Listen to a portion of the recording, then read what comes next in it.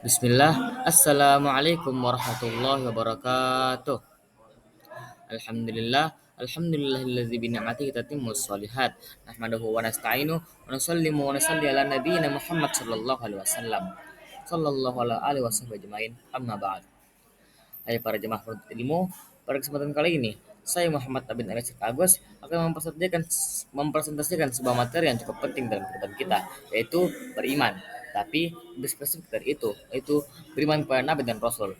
Nah, apa itu beriman kepada Nabi dan Rasul? Singkatnya, beriman kepada Nabi dan Rasul adalah meyakini bahwa Nabi dan Rasul itu adalah utusan Allah, dan di mana jika kita mengingkar salah satunya, maka kita akan dianggap sebagai orang kafir, karena yang dijelaskan dalam Quran surah Al-Fatih ayat 13 menjelaskan, dan sesungguhnya orang-orang yang tidak mempercayai Nabi dan Rasul mereka, sesungguhnya kami menyediakan bagi orang-orang kafir itu neraka sari menyala-nyala. Kami menjelaskan artinya dari ayat ini bahwa kedudukan beriman kepada Nabi dan Rasul sama seperti rukun iman yang lainnya, yang menandakan keimanan kita sebagai seorang mukmin. Nah, apa perbedaan Nabi dan Rasul? Nabi dan Rasul itu sama-sama utusan Allah, tapi memiliki perbedaan dalam tabliknya atau cara penyampaiannya. Nabi dan Rasul memiliki perbedaan yang cukup mencolok, yaitu di mana Nabi eh, disampaikan diberikan wahyu oleh Allah, tapi tidak wajib untuk menyampaikannya. Dan biasanya eh, wahyu yang disampaikan oleh Nabi adalah terusan dari risalah sebelumnya.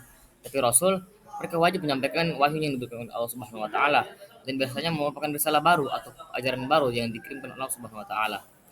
Nah, adapun dari 124.000 nabi dan 315 rasul, ada 5 rasul yang dijuluki sebagai rasul dengan ketabahan dan keteguhan yang luar biasa, yaitu ulul azmi.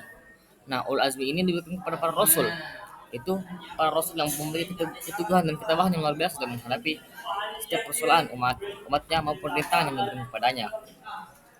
Contoh-contoh ulul azmi adalah Nabi Nuh alaihissalam yang sabar dalam 1000 tahun berdakwah dan menghadapi cacian dari umatnya yang ketika dia membangun sebuah kapal untuk menghadapi banjir bandang di atas gunung yang dianggap mustahil. Kedua, Nabi Ibrahim alaihissalam yang menghadapi berbagai ujian kesabaran, seperti dia dibakar Raja Namrud, menghadapi ayahnya sendiri yang merupakan penyembah berhala, juga eh, ujian dari Allah untuk menyembelih anaknya sendiri, yaitu Ismail alaihissalam. Dan ketiga itu Nabi Musa alaihissalam yang menghadapi dan keberanian dalam menghadapi Raja Fir'aun, juga menjawab setiap pertanyaan umatnya Bani Israel yang selalu bertanya tentang ajaran yang dibawanya. Keempat, Nabi Isa dan tetap memberikan cinta dan kasih kepada setiap orang di dunia untuk menyebarkan agama Allah meskipun dibenci, bahkan dituduh bersama dia dan ibunya sendiri. Dan kelima, yaitu Nabi Muhammad SAW, urutan para nabi, nabi kita semua, yang jika diurutkan seluruh kisahnya mungkin akan habis, bahkan jika kita membandingkannya dengan membahas 24 kisah nabi lainnya. Selanjutnya, yang akan saya bahas pada beriman kepada Nabi dan Rasul adalah sifat para Rasul. Nah, para Rasul ini memiliki sifat-sifat yang pastinya menjadi dasar mereka. Nah, yang pertama adalah sifat wajib. Nah, sifat wajib para Rasul artinya sifat yang pasti dimiliki oleh para Rasul, yaitu siddiq atau jujur. Artinya setiap penyampaian atau risalah yang dibawa para Rasul pastinya benar dan tidak mungkin dusta. Yang kedua, amanah atau dapat terpercaya. Sebagai Rasul atau penyampai risalah, mereka juga harus menjadi pembimbing para umat, karena itu merupakan tugas mereka. Jadi, para Rasul harus dapat dipercaya dan mampu diamanai sebagai pemimpin. Yang ketiga, tablik. Karena Rasul ini memiliki sifat yaitu wajib menyampaikan risalah, maka mereka harus menyampaikan setiap wahyu yang disampaikan Allah Subhanahu wa taala tanpa menyembunyikannya sedikit sedikit pun dari risalah tersebut. Dan terakhir, watanah, yaitu cerdas. Artinya setiap para rasul pastinya orang-orang yang cerdas, karena mereka harus bisa menghadapi dan juga menjawab setiap rintangan atau persoalan yang dihadapi oleh umatnya. Selanjutnya, sifat jais atau sifat boleh, atau juga bisa disebut sifat wajar para rasul. Nah, sifat yang wajar dimiliki oleh para rasul artinya mirip seperti sifat manusiawi lainnya, tapi tidak mengurangi martabat dari rasul itu sendiri. Biasanya disebut sebagai al-a'radul basyariyah, dan memiliki sifat seperti umat manusia lainnya, yaitu makan, minum, sakit, sehat maupun duka. Adapun juga sifat mustahil para rasul yang pasti tidak memiliki oleh para rasul. Yang ini berbanding terbalik dengan sifat wajib, yaitu kizab atau bohong.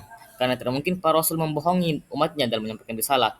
Kedua, khianat, yaitu tidak dapat dipercaya atau menyanyiakan amanah. Ketiga, kitman, yaitu menyembunyikan suatu wahyu atau risalah. Dan beladah atau bodoh. Dan tentunya para rasul harus pintar dalam menghadapi setiap permasalahan umat.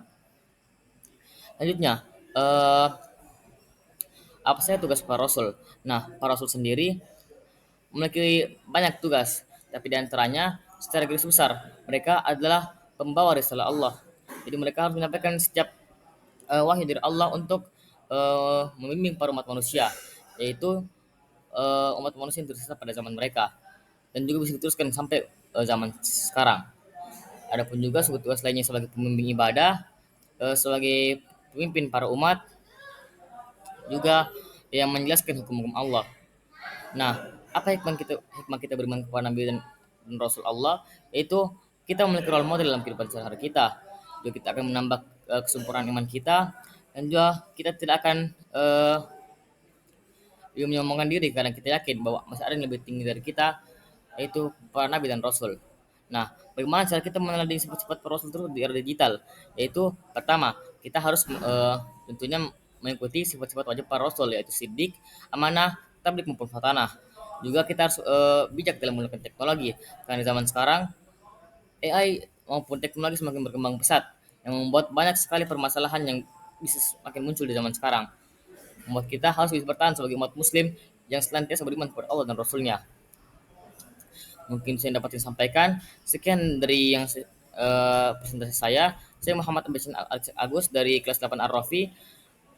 Wabillahi taufiq wal hidayah. Wabillahi taufiq was sa'adah. Assalamualaikum warahmatullahi wabarakatuh.